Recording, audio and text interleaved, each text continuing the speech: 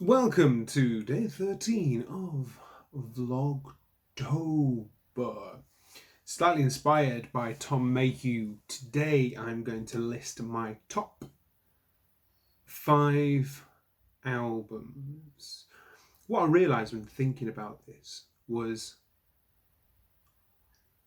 I think most of my top 5 albums are related to when I first discovered music. So my parents never really listened to music growing up, so I didn't have a great deal of exposure to it.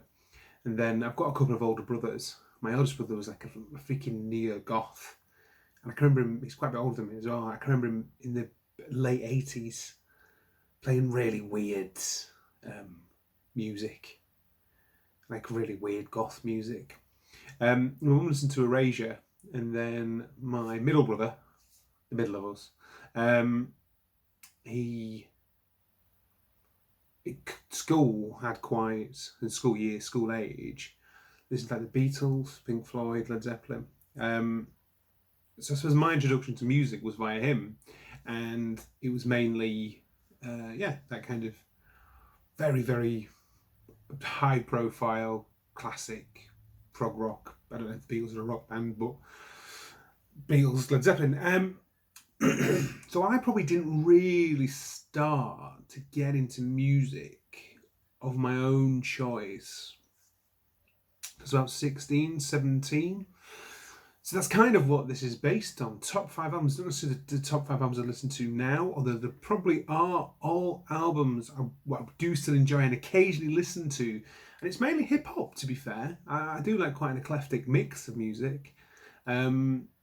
So, in no particular order, the number one that stands out to me is Ian Brown. Golden Greats, which is by name a really good album, really good. Can't recommend it enough. If I put it on now, I maybe listen to it once every year, 18 months. Yeah, it's brilliant. I still remember the words to most of the songs. Next, Dre, 2001. That would have been my first hip hop album, first proper rap album. And like many people, gateway to hip hop or rap for me, Eminem, pretty standard for someone my age. But Dre 2001, and that stood the test of time. That is a great album. The only problem, I think, when you are a fan of hip hop or rap, is that when you listen to a lot of old rap now, for example, Dre 2001, it's pretty misogynistic. And I think when you look at things that are older and they are misogynistic and stuff like that, they are of their time. Would someone produce an album like that? I don't know if they would actually. Would I listen to it? Is perhaps the more pertinent question, and no, I probably wouldn't. But I still feel quite comfortable listening to something that is historically like that. When it's kind of using the barometer of when it was made, does it kind of fit in with that? Yes. So, maybe I'm justifying myself there. Anyway, Dre 2001, chock full of collaborations. He had a third album that never. What was it called? There's this rumored third album from Doctor. We actually did 4 albums. He did The Chronic, which is the mid-90s. He did one called Aftermath, which was a massive flop. Dr. Dre almost went bankrupt until he signed Eminem to set up his own record label. That could be a different vlog. The history of Dr. Dre. There's a rumored like third album, fourth, that never really came out. He did Planets, and then he did one called Compton, but that was a bit crap. I never felt, maybe it was the rumoured fourth album, but I never felt it worked personally. Maybe I should try it a bit. Maybe I should listen to it again and give it another try. Anyway, I digress. Third album, not rap. The first wasn't either. Hour of the Bewilderbeast by Badly Drawn Boy. When was that? 2001? he kind of won a Mercury Music Award. That's just, again, wonderful album, really well produced, great tracks. I feel a bit, Banjo John Boy's really kind of fell off the radar. I saw him in Amsterdam in 2002, 2003, and he was proper fucked. Not on drugs or anything, he was like, at one point, he was swigging a bottle of Jack Daniels out of the bottle, then fell over and told everyone to fuck off. And I thought it was a part of a shtick, but he really was telling us all to fuck off, and kind of came back on in a stupor, like, "I'm sorry, that song just meant a lot to me." So yes, Aaron the Wildebeest. I think I listened to that was about 18, 19. Next. This is a bit niche. Very niche, in fact, I would say. I doubt all three people who watch this video will have ever listened to it. It's America KKK's Most Wanted by Ice Cube. I'm sure certainly in America that wouldn't be, or at least in the early to mid 90s, that wouldn't have been like a niche album. But over here, yeah, that was. And I mean, I think, yeah, you probably meet very few people nowadays who've listened to it.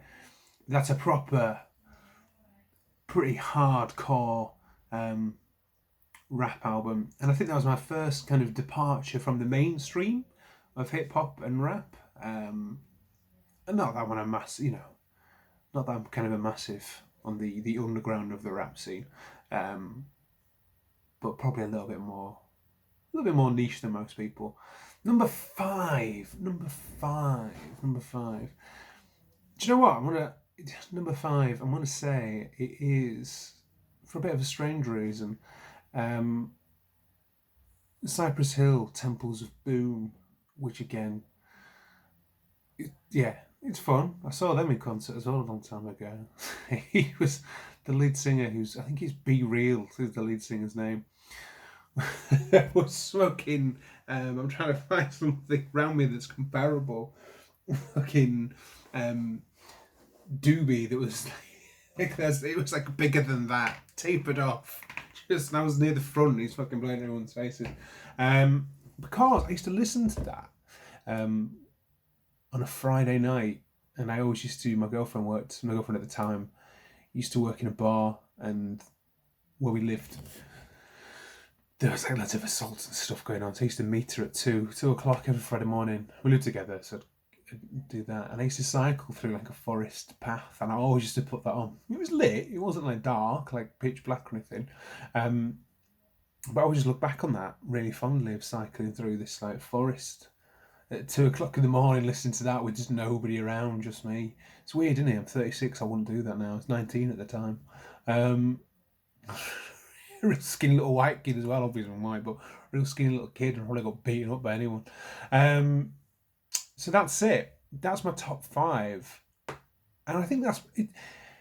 I suppose top five can mean many things. But for me, that's the 5 albums I seem to remember the most. One thing I quite like about Vlogtober, it's made me quite introspective about many, many things. I realise when I listen to music now, I only really listen to compilations. And I suppose that's in part the way of modern music, is that the kids these days, they don't necessarily sit and listen to an album. So it's inspired me a bit to listen to albums as opposed to just discover individual tracks and stuff that I like. It's discovered me. It's, as I said, it's inspired me to listen to tracks, to albums in their entirety. Because a lot of times albums are can be a journey, if you know what I mean. Certainly Pink Floyd albums are. So tomorrow I am going to listen to, maybe not all of it, but I'm going to listen to Mos Def's first album, which came out in 1999, which I thought it was earlier than that, to be honest. He's called Yazim Bey now. He converted to Islam. There's a really distressing video he did when waterboarding was quite high profile, and for the purpose of this video, he was waterboarding. It's really horrible to watch. But hey ho, sometimes we should watch those things. So that's it. My top 5 albums is Golden Grapes by Ian Brown. Can't remember it enough. Dr. Dre, 2001. Bit misogynistic, so I won't recommend it enough, but still, I'll always enjoy it. Hour of the Wildebeest. There's a funny story from that album that I'm not going to tell on camera. But if you want to know, drop me a message, I'll DM you. Mirror KKK's Most Wanted. Cypress Hill, and I've managed to... yes, and then Cypress Hill. Temples of Boom. So that's it. Thank you. Vlogtober Day 13. Done and dusted.